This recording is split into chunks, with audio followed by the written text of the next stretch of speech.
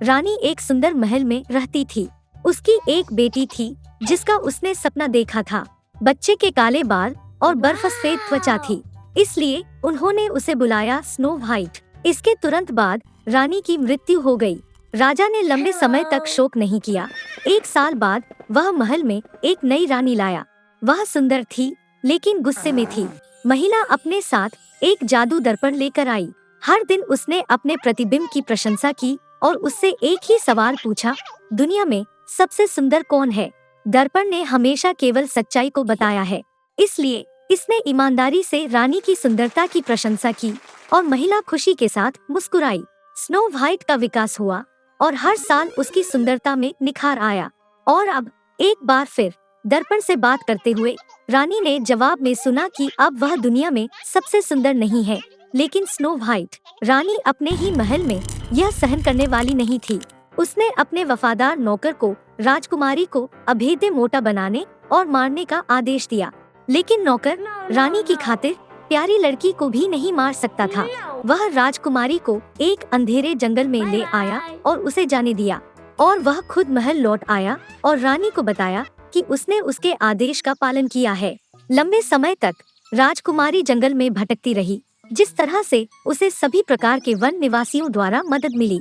Snow white उनके लिए बहुत दयालु था और इसलिए वे मजबूत दोस्त बन गए। शाम को राजकुमारी गलती से एक छोटे से घर पर ठोकर खाई। वह उसमें गई और देखा कि घर में कोई नहीं था। टेबल को 7 लोगों के लिए सेट किया गया था और बेडरूम में 7 खाट थे, और इस घर में सब कुछ बहुत छोटा था। इसलिए स्नो व्हाइट ने महसूस किया कि 7 छोटे लोग यहाँ रहते थे। एक लंबी और कठिन यात्रा के बाद वह एक बिस्तर पर लेट गई और तेजी से सो गई। 7 बौने देर रात घर लौट आए। एक अप्रत्याशित अतिथि की उपस्थिति से वे बहुत आश्चर्यचकित थे। स्लीपिंग स्नो व्हाइट इतना आकर्षक था कि बोनो ने उसे सोने देने का फैसला किया और उसे नहीं जगाया। सुबह आ गई है। स्नो व्हाइट जाग गया, 7 बोनो को देखा और डर गया, लेकिन वे उसके साथ स्नेही थे और लड़की ने उसके दुर्भाग्य के बारे में बताया। उन्हें तुरंत स्नो व्हाइट पसंद आया और बोनो ने उन्हें उनके साथ रहने के लिए आमंत्रित किया। इसके अलावा वह घर की देखभाल करने के लिए सहमत हुई। खाना पकाने, धोने और सफाई। हर सुबह सोने और कीमती पत्थरों की खान के लिए सूखती पहाड़ों में जाती थी और देर रात लौटती थी। काम के लिए छोड़कर उन्होंने स्नो व्हाइट को चेतावनी दी कि वह बुरी सौतेली माँ से डरती है और अजनबियों के लिए दरवाजा नहीं खोलती है। इस समय रानी हमेशा की तरह जादू के दर्पण से बात करने के लिए गुप्त कमरे में गई, लेकिन दर्पण ने अचानक कहा कि वह दुनिया में सबसे सुंदर नहीं थी, लेकिन स्नो व्हाइट की राजकुमारी अभी भी जीवित है और घर में नोम्स के साथ रहती है। रानी बहुत क्रोधित हुई और स्नो व्हाइट के साथ खुद से निपटने का फैसला किया। वह एक गुप्त कमरे में गई और वहाँ एक जहरीला सेब पकाया। यह बाहर से बहुत सुंदर था, लेकिन अगर कोई टुकड़ा भी खा लेता है तो वह निश्चित रूप से मर जाएगा। जब सेब तैयार हो गया तो रानी एक पुराने व्यापारी में बदल गई और बोनो के घर आ गई। मीठी बूढ़ी औरत को देखकर स्नो व्हाइट को उस पर तरस आ गया। उसे कुछ भी शक नहीं हुआ और उसने घर छोड़ दिया। बूढ़ी महिला ने एक पके सेब से लड़की का इलाज किया और कहा कि अगर वह इस सेब को खाती है तो वह हमेशा के लिए युवा और सुंदर रहेगी। स्नो व्हाइट ने उस पर विश्वास किया और जैसे ही उसने सेब को थोड़ा सा हिलाया, वह मृत हो गई और सांस लेना बंद कर दिया। संतुष्ट रानी महल में चली गई। शाम को बोने काम से लौटे और देखा कि स्नो व्हाइट जमीन पर पड़ा है। उसकी सांस नहीं चल रही थी। उन्होंने इतनी जोर से आवाज लगाई और विलाप किया कि उनका रोना उस सुंदर राजकुमार ने सुना जो पास के जंगल में शिकार कर रहा था। यह उसके लिए दिलचस्प हो गया कि किस तरह का हौवा पैदा हुआ जिसने सभी जानवरों को डरा दिया। और जब राजकुमार को बोनो का घर मिला तो उसने स्नो व्हाइट को देखा। वह इतनी सुंदर थी कि युवा राजकुमार तुरंत उसके प्यार में पड़ गया। उन्होंने बोनो को अपने साथ महल में ले जाने के लिए राजी किया, क्योंकि उनके पास ऐसे डॉक्टर हैं जो स्नो व्हाइट का इलाज कर सकते हैं। बोनो ने इसकी इजाजत दे दी। तब राजकुमार ने अपने नौकरों को राजकुमारी को अपने कंधों पर ले जाने का आदेश दिया, और जब वे उसे ले जा रहे थे तो यह हुआ कि नौकर कुछ झाड़ी के ऊपर ठोकर खाए और उसके हिलने से स्नो व्हाइट के मुंह से एक जहरीले सेब का एक टुकड़ा गिर गया और वह जाग गया। युवा राजकुमार को देखकर लड़की भी उसके साथ प्यार में पड़ गई और उससे शादी करने के लिए सहमत हो गई।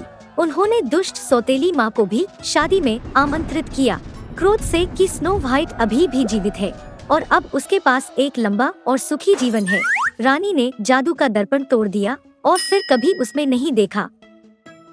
समुद्र के सबसे गहरे हिस्से में समुद्र राजा का महल था और उनकी 6 बेटियां थीं। वे दिन भर बगीचे में खेलते थे। अन्य राजकुमारियों के विपरीत सबसे कम उम्र के शांत और ब्रूडिंग थे और उसका नाम द लिटिल मरमेड था। सबसे बढ़कर उसे लोगों की दुनिया के बारे में कहानियां सुनना बहुत पसंद था।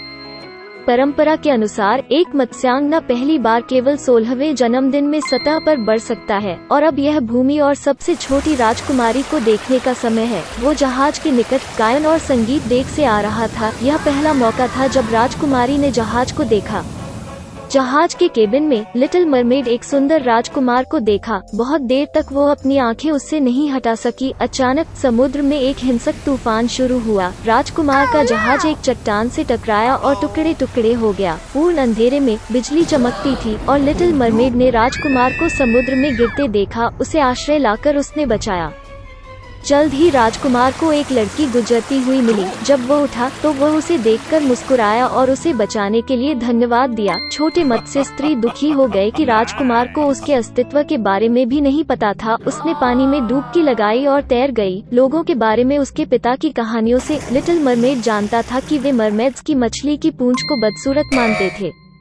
इसलिए किसी व्यक्ति को खुश करने के लिए व्यक्ति को 2 पैरों का अधिग्रहण करना पड़ा। अगले दिन लिटिल मरमेड समुद्री चुड़ैल के पास गया। जादूगरनी उसके लिए एक औषधि बनाने पर सहमत हुई जो मछली की पूंछ को पतले पैरों की एक जोड़ी में बदल देगी। राजकुमारी का चाल चलन शालीन होगा, लेकिन उसने जो भी कदम उठाया वो असहनीय पीड़ा लेकर आया।